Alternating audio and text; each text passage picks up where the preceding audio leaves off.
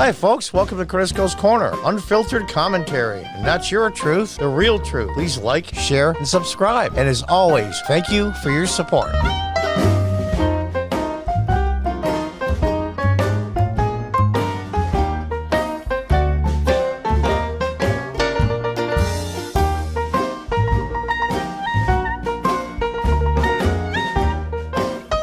Hi, folks. Welcome back to Crisco's Corner on Fox News.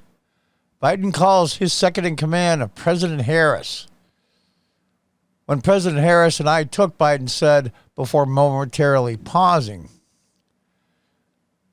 President Biden misspoke in his speech Thursday, offering updates on an update on vaccinating progress in the U.S., referring to his vice president as President Harris. When President Harris and I took, Biden said before momentarily pausing, a virtual tour of a vaccination site in Arizona not long ago. One of the nurses on the tour injecting people, giving vax each shot, was like administering a dose of hope. At the same time, the president announced the administration would achieve its goal of 100 million vaccines administered in 100 days on Friday.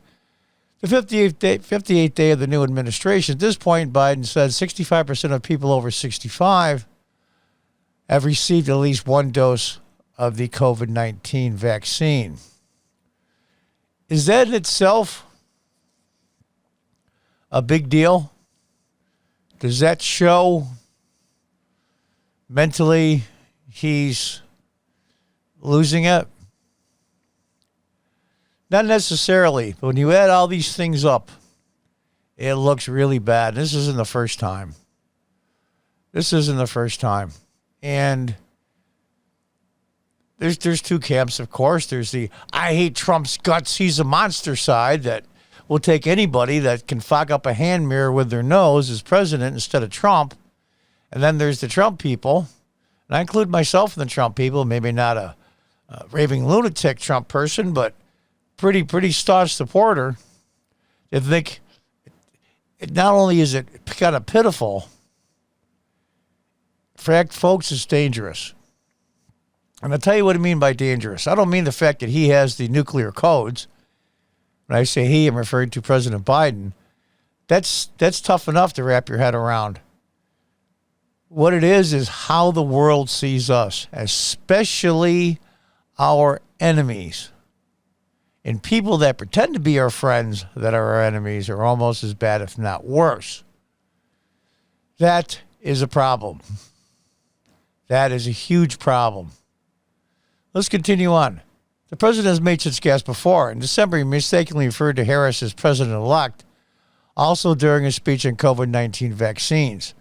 I took it to instill public confidence in the vaccine. President-elect Harris took hers today for the same reason, Biden said. The comments ignited speculation of cognitive decline from the right, following a campaign where Biden repeatedly appeared tongue-tied. Harris, too, once accidentally dubbed herself commander-in-chief. A Harrison administration would, together with Joe Biden as president of the United States, she said, at a virtual roundtable in December. Now, if you're a staunch Biden / anti-Trump supporter, you don't think this is a big deal, nor do you care. But you should. You should, and I'll explain why. Let's read the rest of the article. In a Democratic debate in July 2019, Biden calls his opponent, Senator Cory Booker, Democrat in New Jersey, the president. When criticizing Booker's criminal justice plan, he said the fact is that the bills that the future president, that the senator's talking about are bills that were passed years ago and they were passed overwhelmingly. Booker quipped, well, first of all, I'm grateful that he endorsed my presidency already. And everybody probably laughed. That's probably what I would say, too. But here's the thing.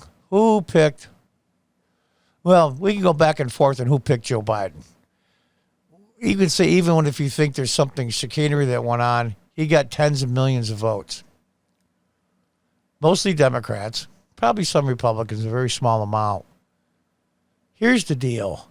If Kamala Harris, Vice President Harris, is really the ipso facto president, we have a problem.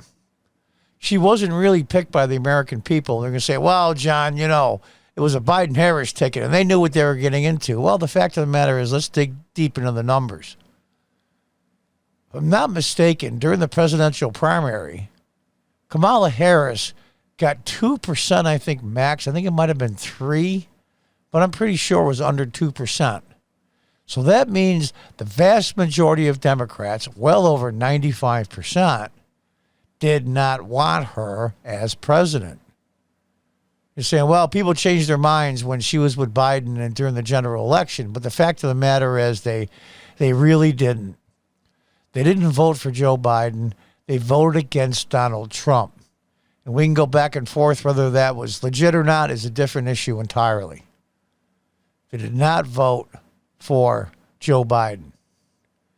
And I'll bet if you got a real poll that talked to real people and not whack job progressives, just the average Democrat walking around the street, and there's still several million of them left in the country, they have extreme buyer's remorse.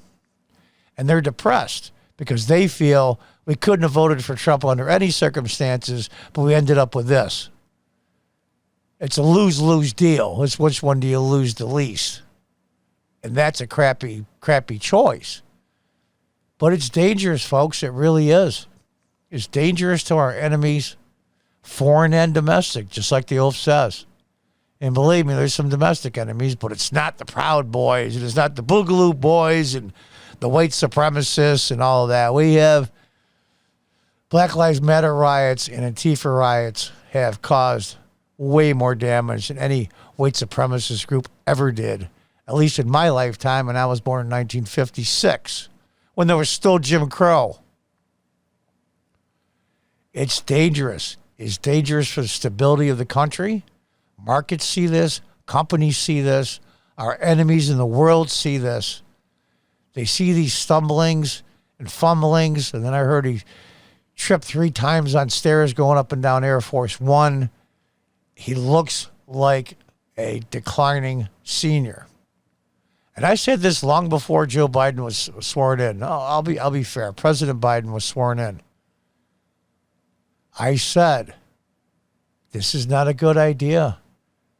This, in my personal opinion, and there was rumors going around that a lot of his family, not a lot, but enough to make a difference, thought this was elder abuse and he shouldn't do it. I'm wondering to myself, is that happening now? Now, of course, he's not going to want to say, well, my head isn't screwed on good enough where I can be president, I'll walk away. I don't know if he's going to walk away or not. So when Nancy Pelosi at least put up a hot air balloon, as they say, to float the idea of the 25th Amendment to remove Trump, I personally believe she was really testing the waters for the amendment with the current Congress and in the country at large. I believe that sincerely. I personally think that President Biden will resign before the 25th Amendment is invoked because it would make the Democrats look way, way, way too bad. Something like I noticed in my doctor and consulting with my family and my wife and all the millions of people that love me and voted for me. And I think it's in the best interest of the country that I step down. It's time for this country to move forward with younger blood and fresh ideas. And Vice President Harris certainly has those. Some crap like that. And for the country's good, I'm stepping down. I would like to finish the term, but unfortunately, health and my doctors and my family, we consulted and made this decision. That's basically what it's going to be it. But when is it going to happen? And this is going to depend on how many more times he fumbles physically and mentally. He's going to have a press conference coming up. What is it, the 25th, I think? How do you announce 2 weeks, 3 weeks in advance? I mean, everybody complained about Trump had a huge mouth and a big mouth and he's an idiot and a moron and all that. But the fact of the matter is, he was too accessible, just too accessible. So, before you were getting a drink out of a fire hose and now you've got no water coming out of the hose at all. Well, the media is going crazy because now they want the former. We want the access of Donald Trump, but we don't want Donald Trump. Psychopaths. But anyway, I digress. This is dangerous. And as we all know, perception is reality, especially in politics. Perception is reality in diplomacy and world issues. And right now, the perception is, true or not, and I believe it to be true, President Biden is declining rapidly. It doesn't go like a slow curve. Once it hits a certain peak, it goes right straight down. And it's age. I look in the mirror. I look at things I can't do anymore. I'll walk upstairs in my house and look for something and forgot what it was, and I'm 64. I get it. But I don't forget where I am. I don't forget the person's name that's standing next to me. And I don't forget what state I'm in when I'm making a speech. I don't do any of those things. And President Biden has. So let's be fair. Let's pray for the man and hope for the best. I don't want him to be ill. But it looks like he is. So I don't know what's going to happen. I really don't. I don't know who is in charge of this charade/circus. But whoever it is, I hope they have brains enough to know that the gig is up and time is up.